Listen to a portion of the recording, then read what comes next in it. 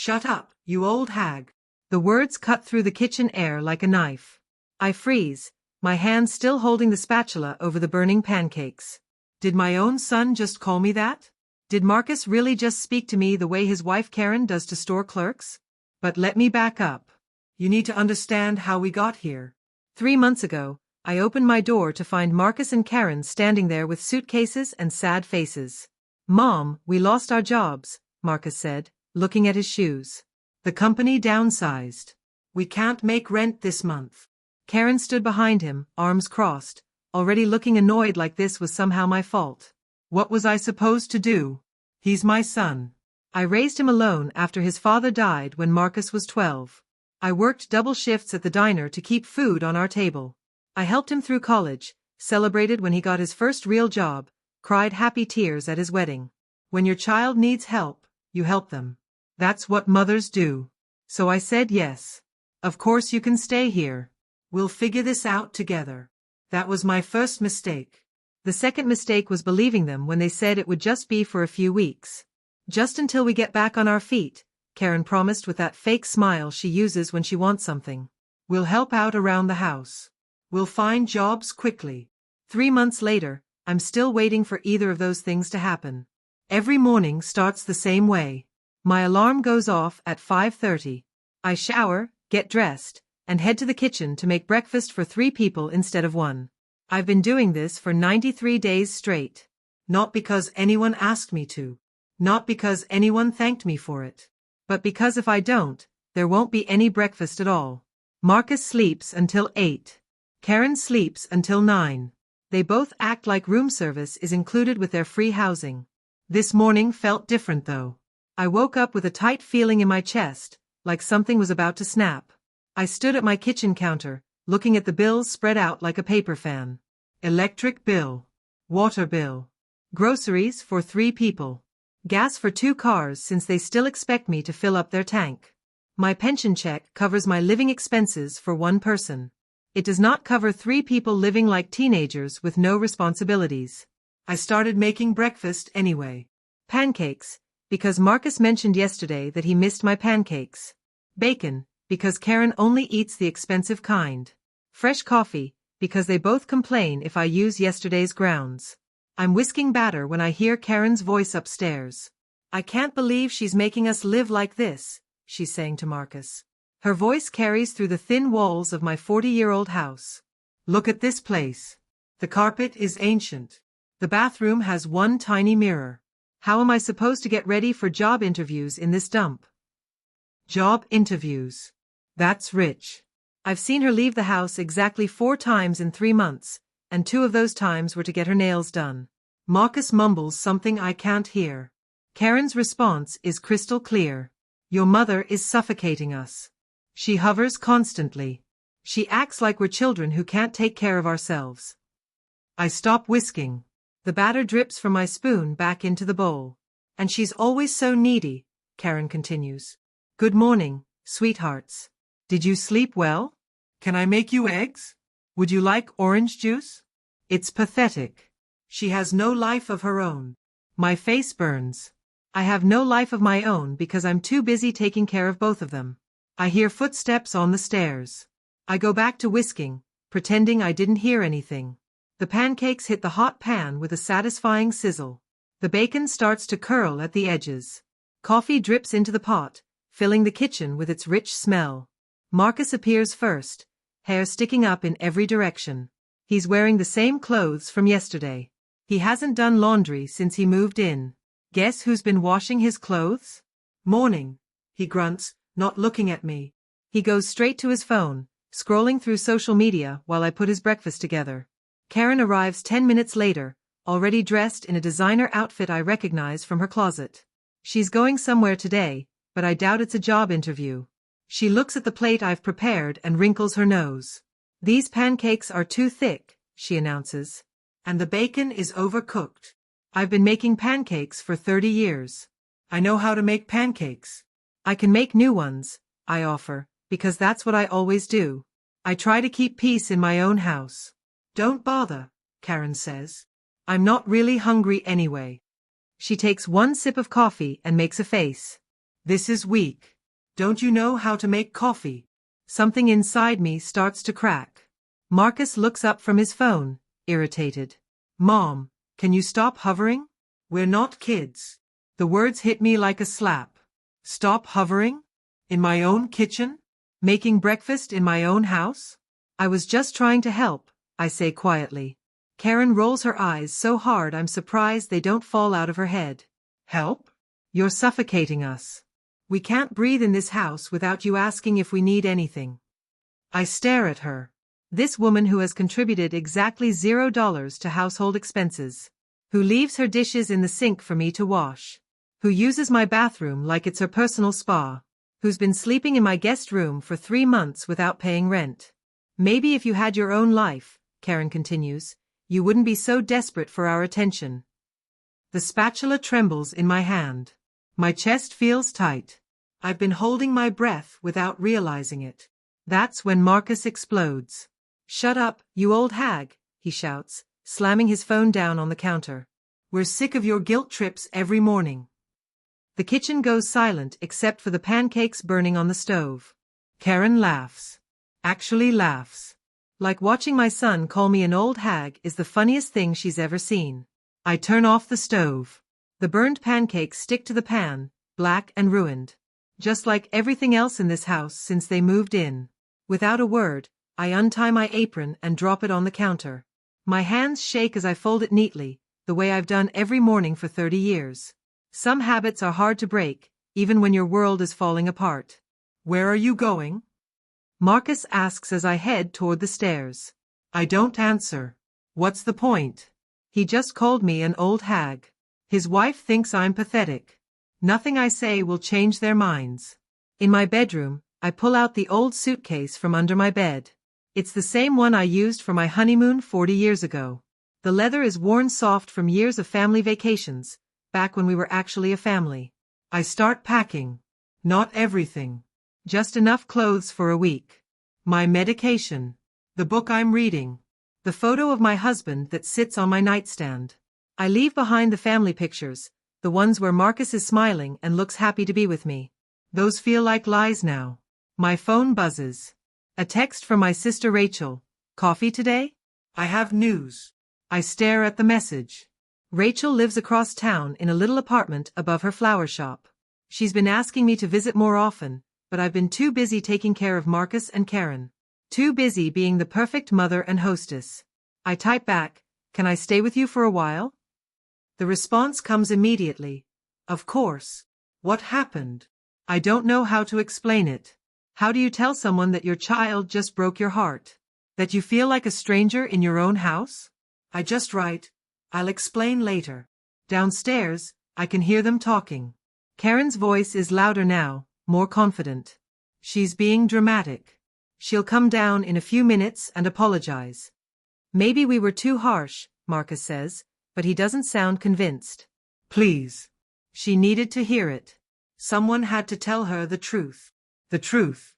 According to Karen, the truth is that I'm a pathetic old woman with no life. That I'm suffocating them with my kindness.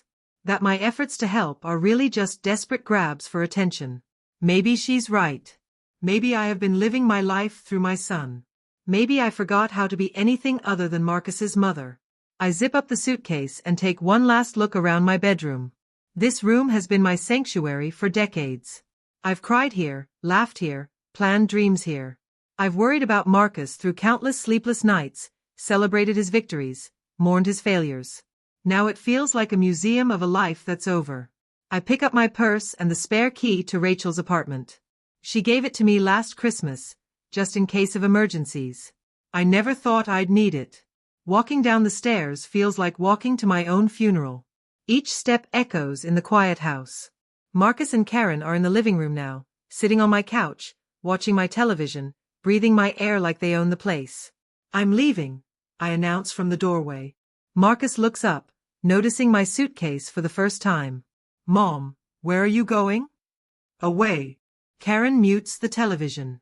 She's trying to look concerned, but I can see the calculation in her eyes. She's wondering who's going to make lunch. Who's going to do the laundry? Who's going to pay the bills? For how long? Marcus asks. I don't know. He sets down the remote. Mom, don't be dramatic. We had a fight. Families fight sometimes. Do they? I adjust my purse strap. Do families call each other old hags over breakfast? Marcus looks uncomfortable. I didn't mean it like that. How did you mean it? He doesn't answer. He can't answer, because we both know exactly what he meant. Karen stands up. Look, we're all upset. Why don't we sit down and talk about this like adults? Like adults? I almost laugh. Karen, when was the last time you acted like an adult? When was the last time you paid a bill, or bought groceries, or cleaned a bathroom? Her face flushes red. That's not fair. You're right. It's not fair. It's not fair that I've been supporting 2 grown adults for 3 months. It's not fair that I've been cooking and cleaning and paying bills while you 2 sleep until noon and complain about everything I do. Marcus stands up too. Mom, we're grateful for everything you've done. Are you? Because calling someone an old hag is a funny way to show gratitude. I was angry. No, Marcus. You were honest. For the first time in 3 months, you were completely honest about how you see me. I walk to the kitchen counter and pick up my keys. The house keys, the car keys, the little key to my jewelry box upstairs. Such small things, but they represent everything I've built in this life. I take the house keys off the ring and set them on the counter. What are you doing? Karen asks, and now she sounds scared. The house keys are yours now, along with the mortgage payment that's due next week, and the electric bill, and the water bill, and the grocery bill. Marcus stares at the keys like they're a bomb about to explode. You can't just leave, Karen says. This is your house. Yes, it is. And I'm choosing to leave it. I turn toward the door, then stop. Oh, and Karen? The coffee was perfect this morning. You just have terrible taste in everything. The door closes behind me with a soft click. Outside, the air feels different. Cleaner somehow. Like I can breathe again for the first time in months. I don't look back. My phone won't stop buzzing. 27 missed calls from Marcus in the past hour. I turn it face down on Rachel's kitchen table and try to drink my coffee, but my hands are shaking too much to hold the cup steady. You did the right thing, Rachel says for the 3rd time today. She's been letting me stay in her spare room above the flower shop for 5 days now. 5 days of sleeping past sunrise. 5 days of not making breakfast for ungrateful people. 5 days of remembering what peace feels like. But Marcus isn't giving up. The calls started 2 hours after I left. First angry, then confused, now desperate. Mom, this is crazy. Come home so we can talk. Mom, the house feels weird without you here. Mom, where did you put the washing machine detergent? Each message shows me exactly what I expected. They don't miss me. They miss their personal cook, cleaner, and bill payer. Rachel's phone starts ringing. She looks at the screen and frowns. It's Marcus. He's calling me now. I shake my head. Don't answer it. She does anyway. Hello, Marcus. No, I'm not telling you where she is. Because she doesn't want to talk to you right now. What do you mean eviction notice? My blood turns to ice. What? Rachel puts the phone on speaker. Marcus's voice fills the small kitchen, high and panicked. There's a sheriff at the door with papers. He says we have 3 days to leave or they'll force us out. This has to be a mistake. Mom always pays the mortgage. I close my eyes. I know exactly what happened, but I need to hear him figure it out. Marcus, I say into the phone. What's the date on those papers? Mom. Thank God. Look, this is all a big misunderstanding.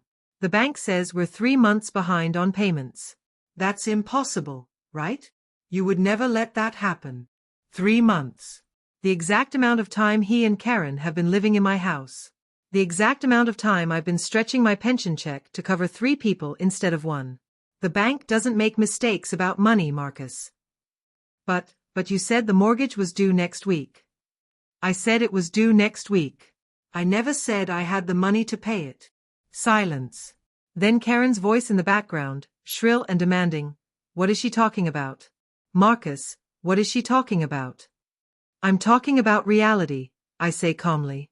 I'm talking about the fact that my pension covers my living expenses for one person, not three.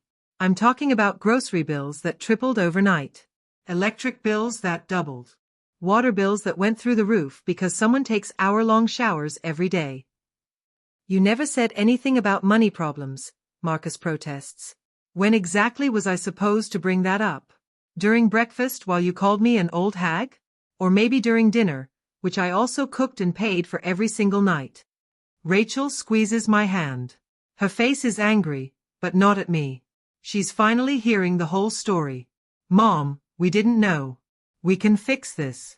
We'll get jobs. We'll pay you back. You've had 3 months to get jobs, Marcus. What's different now? Karen grabs the phone.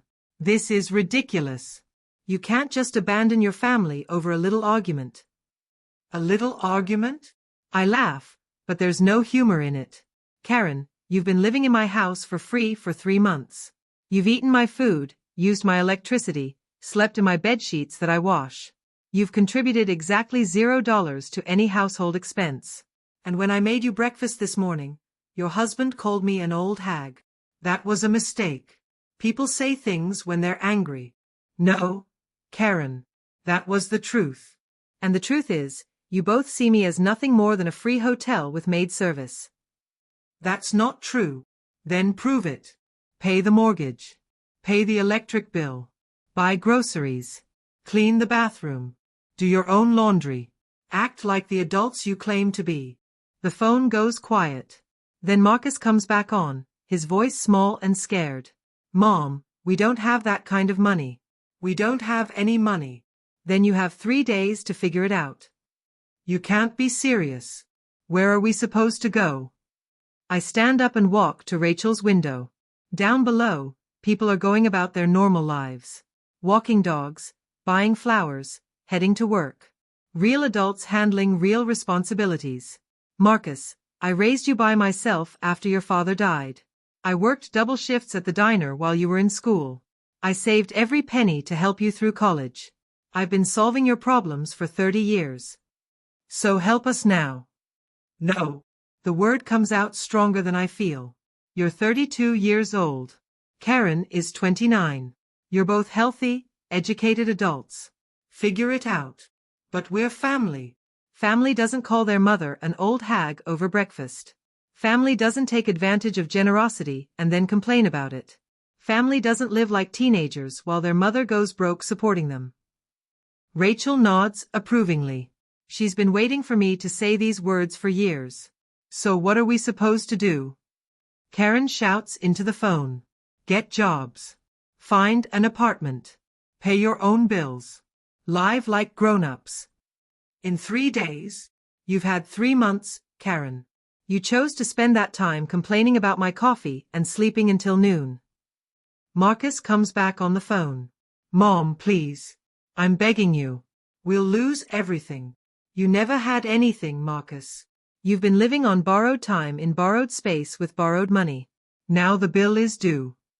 What if we promise to change? What if we get jobs and start helping around the house? You had 3 months to do that voluntarily. You chose not to. Now you have 3 days to do it because you have to. The line goes quiet except for the sound of Karen crying in the background. But they're not tears of sadness. They're tears of anger and frustration. The tears of someone who's finally being held accountable for their choices. I have to go, I tell them. Mom, wait. I hang up and turn off my phone. Rachel stares at me with new respect. I've been waiting 20 years for you to do that. It was time, I say simply. But even as I say it, I know this is just the beginning. The news van pulls up to my house at exactly 6 in the morning. I'm watching from Rachel's apartment window, coffee cup in hand, as a perfectly dressed reporter sets up her camera on my front lawn. You've got to be kidding me, Rachel says, joining me at the window. Is that Channel 7? My phone starts buzzing.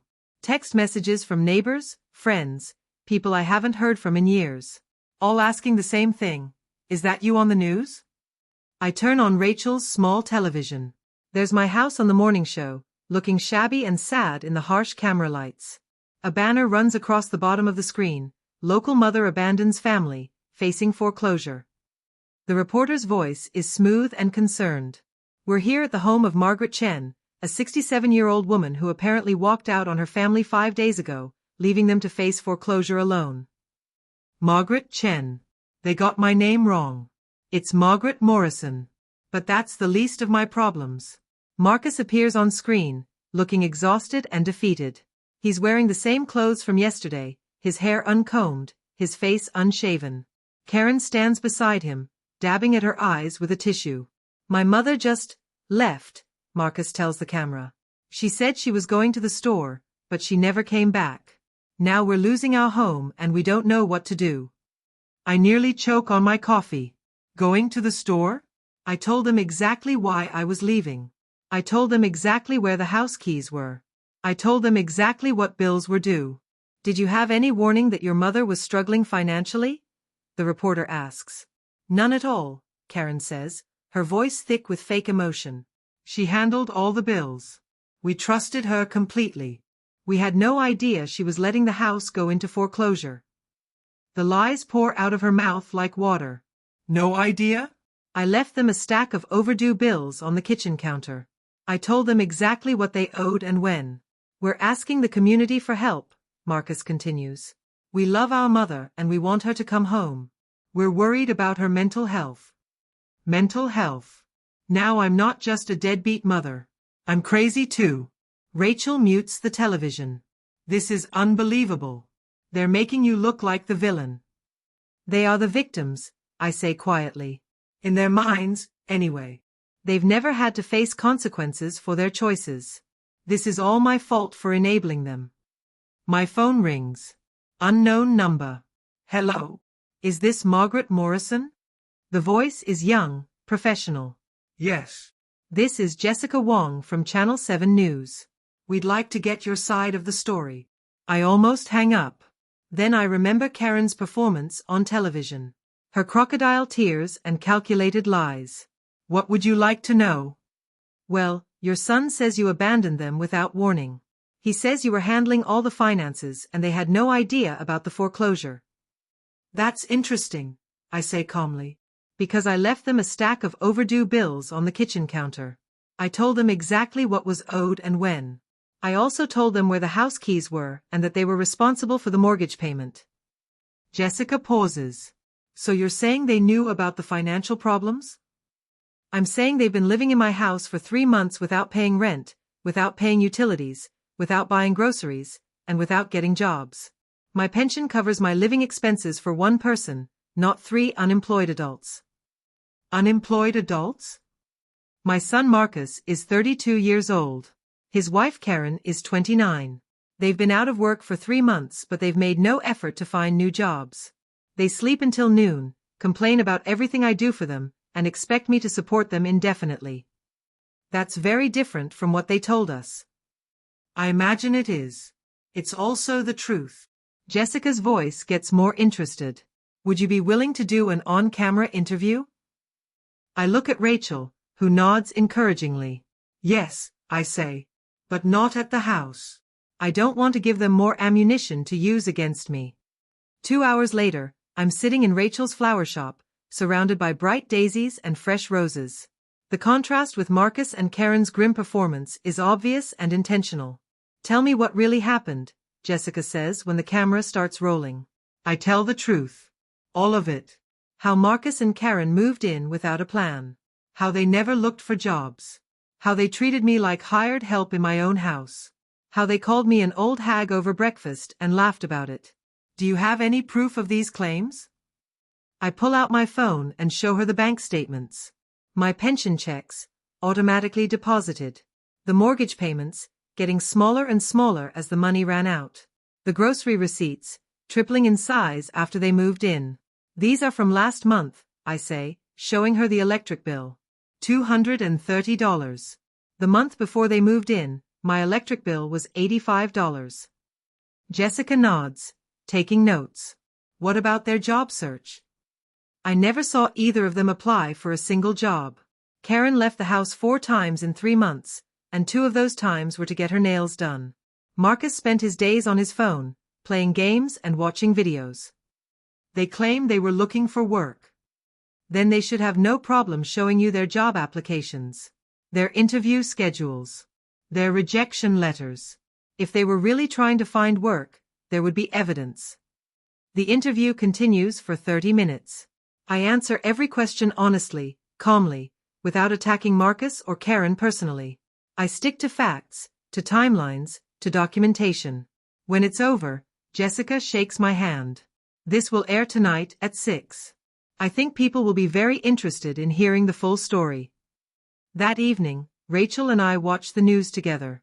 The story is completely different now. Instead of a crazy old woman abandoning her family, it's a story about adult children taking advantage of their mother's generosity. The reporter presents both sides, but the evidence speaks for itself. Bank statements don't lie. Bills don't lie. Receipts don't lie. By 10 o'clock, the comments on the news station's website have shifted completely. Where are their jobs? Living off their mother at 32 years old? Embarrassing. She should have kicked them out months ago. The Sun called her an old hag? What a piece of work.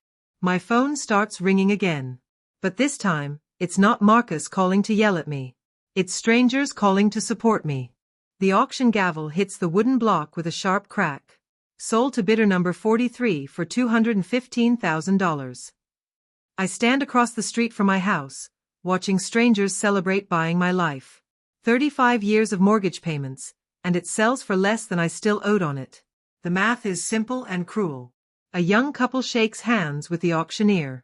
They have a baby strapped to the woman's chest, and they're smiling like they just won the lottery. Maybe they did. They got a house for $60,000 less than market value. How do you feel? Rachel asks, standing beside me.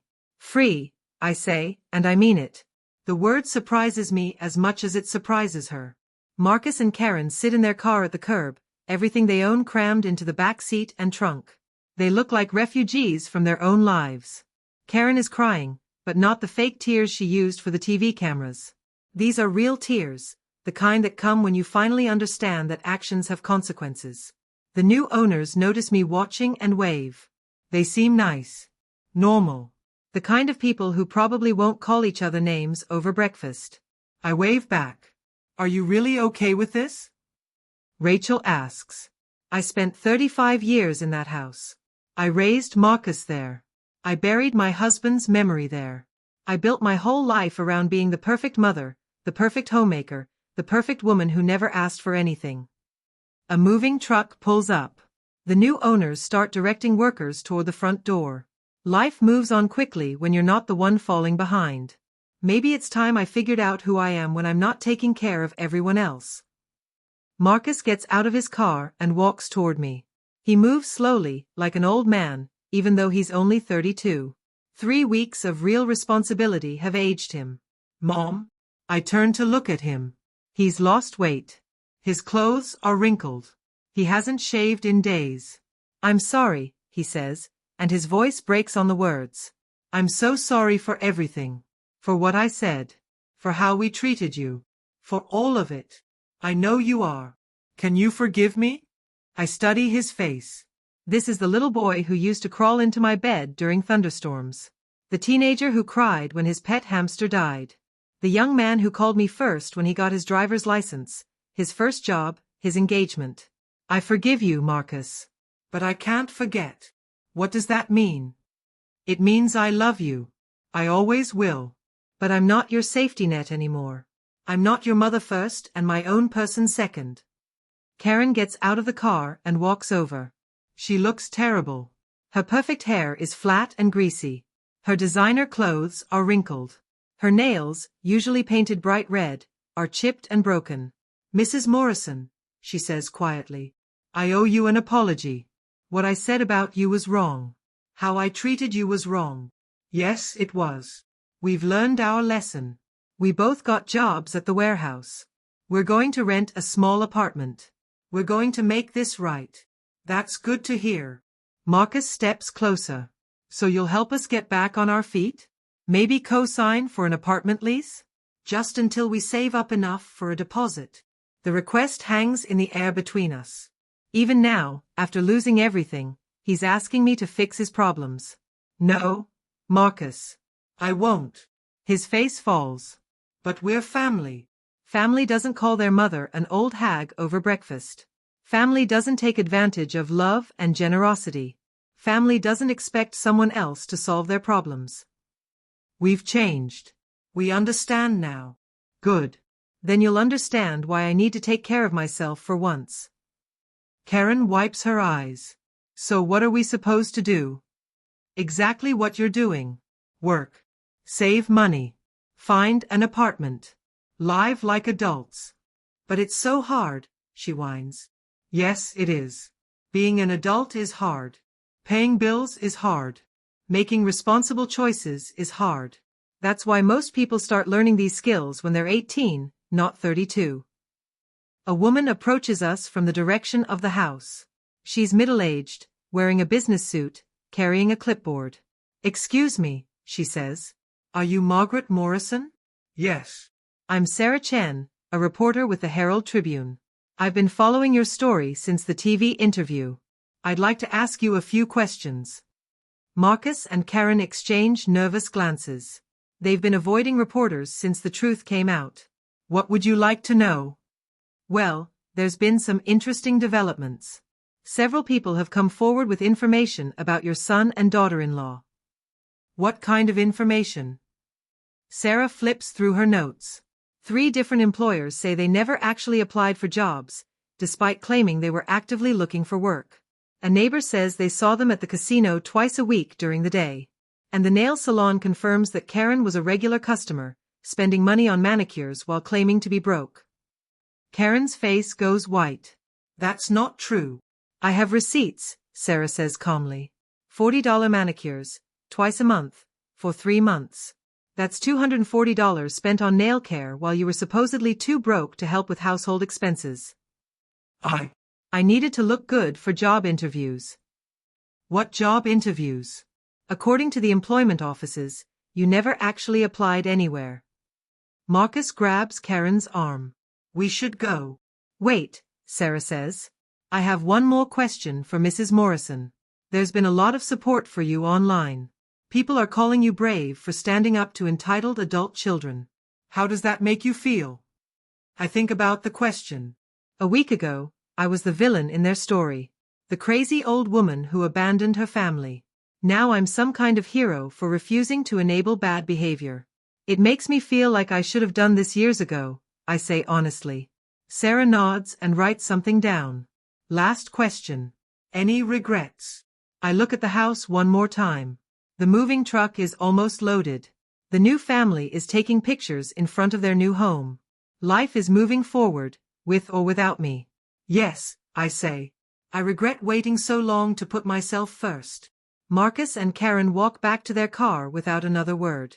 They drive away slowly, heading toward whatever comes next. I don't watch them go. 6 months later, I'm teaching Mrs. Rodriguez how to read the word independence when my phone buzzes with a text from Marcus. I ignore it and focus on my student. Independenque, she sounds out slowly, her finger tracing each letter. What does it mean? It means being able to take care of yourself. Making your own choices. Not depending on other people to solve your problems. She nods thoughtfully. Like learning to read at 70 years old? Exactly like that. Mrs. Rodriguez beams with pride. She's been coming to the community center every Tuesday and Thursday for 4 months now. Her husband died last year, and she realized she couldn't read the bills, the medicine bottles, or the legal papers. Instead of asking her children to handle everything, she decided to learn. You're a good teacher, she tells me. Patient. Kind. Thank you. That means a lot. My phone buzzes again. This time I glance at it. Mom, I got promoted to shift supervisor at the warehouse. Karen and I found a nice apartment. We're doing okay. I smile and type back, I'm proud of you. It's the truth. I am proud of him. Learning to stand on his own 2 feet was long overdue, but he's doing it. The last 6 months have been hard for Marcus and Karen, but they're surviving. They're working. They're paying their own bills. Another text comes through. Would you like to have dinner this weekend? I'd like to try again. I stare at the message for a long moment. Part of me wants to say yes immediately. The mother in me, the part that still sees him as my little boy, wants to rush back into his life and make everything perfect again. But I've learned something important in these past months. Love doesn't mean sacrificing yourself. It means having boundaries. It means expecting respect. I'd like that, I type back. But we're meeting at a restaurant. We split the check. Of course. I wouldn't have it any other way. I set the phone aside and look around the community center. This place has become my second home. I volunteer here 3 days a week, teaching adults how to read. It's rewarding work, the kind that feeds your soul instead of draining it. Mrs. Morrison? A young man approaches my table. He's maybe 25, wearing a suit that doesn't quite fit. I'm David Kim from the Daily News. I wondered if I could ask you a few questions about your literacy program. Of course. He sits down and pulls out a notebook. Your story about standing up to your adult children went viral online. Now you're here, teaching other people to become independent. Is there a connection? I consider the question. I spent 30 years being what other people needed me to be. The perfect mother. The perfect homemaker. The perfect woman who never asked for anything. I forgot who I was underneath all of that. And now? Now I'm Margaret Morrison. Not Marcus's mother. Not the lady who makes breakfast for ungrateful people. Just me. David writes something down. What advice would you give to other parents dealing with entitled adult children? Stop enabling them. Stop making excuses for their behavior. Stop sacrificing your own life to make theirs easier. That sounds harsh. Harsh? What's harsh is calling your mother an old hag over breakfast. What's harsh is living rent-free in someone's house while they go broke supporting you. What's harsh is expecting love without showing respect. He nods, still writing. Your story has inspired a lot of people. There's even a support group for parents of entitled adult children. They call themselves the Margaret Morrison Club. I laugh. I hope they're not as dramatic as I was. Actually, they say you showed them it's never too late to put yourself first. Mrs. Rodriguez finishes her lesson and packs up her books. Same time Thursday, she asks. I'll be here. She leaves with a wave, and I realize how much my life has improved.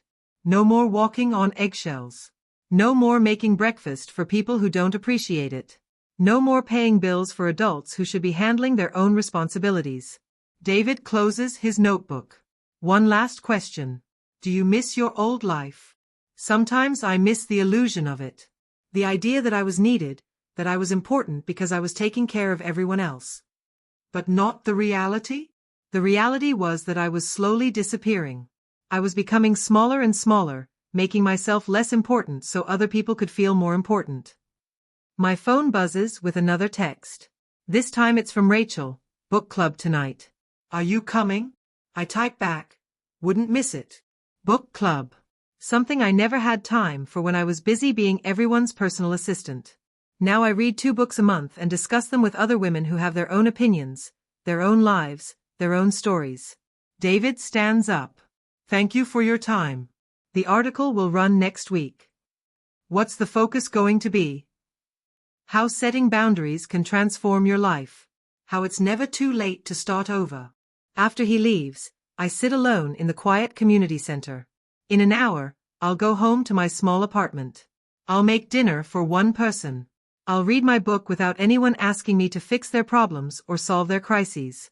Tomorrow, Marcus and I will have dinner at a restaurant.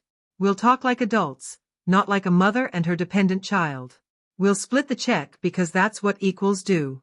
For the first time in 30 years, I'm not responsible for anyone else's happiness. I'm not the solution to anyone else's problems. I'm not the backup plan for people who won't make their own plans. I'm just Margaret Morrison, and that's enough. My phone buzzes one more time. A text from an unknown number. I saw your story online. You inspired me to kick my 28-year-old son out of my house. Thank you for showing me it's okay to put myself first. I smile and type back, it's never too late to start living your own life. The community center closes at 6. I pack up my teaching materials and head home to my small, quiet, peaceful apartment. For the first time in decades, I'm exactly where I want to be.